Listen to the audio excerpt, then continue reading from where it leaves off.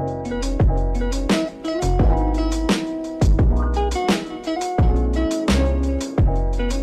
semuanya, selamat datang di video kami tentang Project Selvacraft yang telah kami kerjakan dengan antusias. Dalam video ini, kami akan menjelaskan secara detail mengenai proyek yang telah kami selesaikan. Dalam setiap tahapan, kami telah menghadapi berbagai tantangan yang kami taklukkan dengan kolaborasi dan kerja tim yang solid. Jadi, mari kita mulai presentasi ini dan terlibat dalam perjalanan proyek yang menarik ini bersama kami. Nah, sebelum kita masuk ke pembahasan, ayo kita perkenalkan anggota tim Craftilita. Yang pertama ada Wan Hana sebagai project manager. Yang kedua, ada Siti Walija sebagai sistem analis. Yang ketiga adalah Sti Ayu sebagai database designer. Keempat, Natasha Fitri sebagai programmer. Dan yang terakhir ada Si Rahayu sebagai technical writer. Sebenarnya, Project Selvacraft itu apa sih? Selvacraft adalah bisnis kecil yang menjual produk kerajinan kreatif dan unik, terutama produk dari kain seperti tas, baju, jilbab, fashion, dan home decor. Dalam Project Selvacraft, kami merancang sebuah website yang hampir mirip dengan katalog, yang mana pada website ini menyediakan sebuah platform yang nyaman untuk dikunjungi oleh customer. Ternyata, Selvacraft telah menjangkau pasar dengan melakukan penjualan secara offline dan online loh. Promosi sebelumnya dilakukan melalui akun Instagram dan halaman Facebook yang dikelola secara mandiri. Namun, meskipun berhasil dalam menjual produknya, Selvacraft masih menyadari potensi yang belum tergarap sepenuhnya melalui platform online. Oleh karena itu, Selvacraft ingin meningkatkan kehadirannya secara digital dan memanfaatkan strategi pemasaran digital yang sedang tren untuk mengembangkan bisnisnya lebih jauh lagi. Oh, ternyata sudah ada ya. Tapi, karena dirasa potensi yang digarap melalui platform online itu belum sepenuhnya, jadi kami dari Craftilita ingin membuat sebuah website untuk mencari solusi dari permasalahan yang ada. Kami membuat sebuah website yang informatif dan user-friendly untuk memberikan penjelasan mengenai produk guna meningkatkan kenyamanan pelanggan serta kemudahan pengelolaan produk bagi pemiliknya. Nah, di video kali ini ada beberapa topik yang akan dibahas loh. Yang pertama itu ada pengenalan. Yang kedua, ada gambaran umum proyek. Yang ketiga, ada metode pengembangan perangkat lunak. Yang keempat, output pekerjaan bertahapan metode pengembangan. Dan yang terakhir, ada penutup. Nah,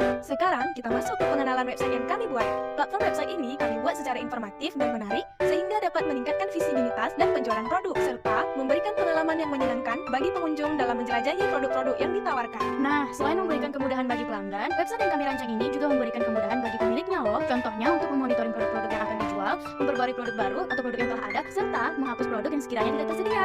Selanjutnya, kita masuk dalam topik pembahasan kedua, yaitu gambaran umum project. Sebenarnya, bagaimana sih gambaran umum project kita itu? Nah, pada website ini, pengunjung bisa langsung masuk tanpa melakukan login. Kemudian, pengunjung akan langsung dihadapkan pada tampilan awal yang menarik dan langsung bisa melihat secara detail produk unggulan, produk per kategori, dan produk terbaru. Pengunjung juga bisa memasukkan produk yang diinginkan ke dalam keranjang untuk disimpan atau bisa langsung melakukan pembelian dari website. Jika pelanggan melakukan pembelian, pembayaran dilakukan secara konfirmasi melalui WhatsApp. Nah, pada website kami ini terdapat beberapa fitur loh. Yang pertama itu fitur halaman utama yang berisi logo, slogan, nama website, daftar, dan juga konten informasi. Yang kedua, ada fitur produk yang berisi kategori produk, detail produk, dan konfirmasi. Yang ketiga, ada kisah kami yang berisi sejarah, pemilik, visi misi, dan pertanyaan. Yang keempat, berisi fitur tutorial berupa video dan foto. Yang kelima itu ada fitur kontak berisi hubungi kami, rating, dan ulasan. Yang keenam, ada fitur keranjang berisi nama dan harga produk. Nah, selanjutnya kita masuk ke dalam topik pembahasan ketiga, yaitu metode pengembangan perangkat lunak. Kira-kira metode apa sih yang kami gunakan dalam merancang website ini? Pada pengerjaan proyek ini, kami menggunakan metode pengembangan agile. Apa sih sebenarnya metode pengembangan agile itu? Metode agile merupakan pendekatan fleksibel dalam pengembangan perangkat lunak yang menekankan kerjasama tim, responsivitas terhadap perubahan, sehingga memungkinkan kami untuk secara efektif beradaptasi dengan perubahan kebutuhan dan memberikan hasil yang lebih baik. Nah, ini nih teman-teman metode agile. Mengapa kami menggunakan metode agile? Karena metode pengembangan ini sifatnya fleksibel, sehingga jika terjadi perubahan dari pengguna, kami bisa langsung merubahnya tanpa harus mengulangi prosesnya dari awal. Selanjutnya, kita masuk ke topik pembahasan 4, pekerjaan pertahapan metode pengembangan. Kami menggunakan 3 metode requirement system. Yang pertama, kami menggunakan focus group discussion. Yang kedua, metode interview langsung dengan pengguna. Dan yang ketiga, metode observasi. Nah, iya nih, berdasarkan kegiatan requirement system yang kami lakukan, kami mendapatkan kesimpulan untuk membuat website katalog produk yang informatif. Kami telah melakukan observasi melalui platform Facebook dan Instagram Selvacraft sebelumnya. Selanjutnya, kami melakukan pembuatan dokumen sistem request untuk mengetahui apa saja sih yang dibutuhkan pada pembuatan proyek ini. Selain itu, kami juga menganalisis kelayakan proyek ini berupa kelayakan teknis, kelayakan ekonomi, dan kelayakan organisasi. Dan hasilnya, proyek ini layak untuk dilanjutkan. Nah,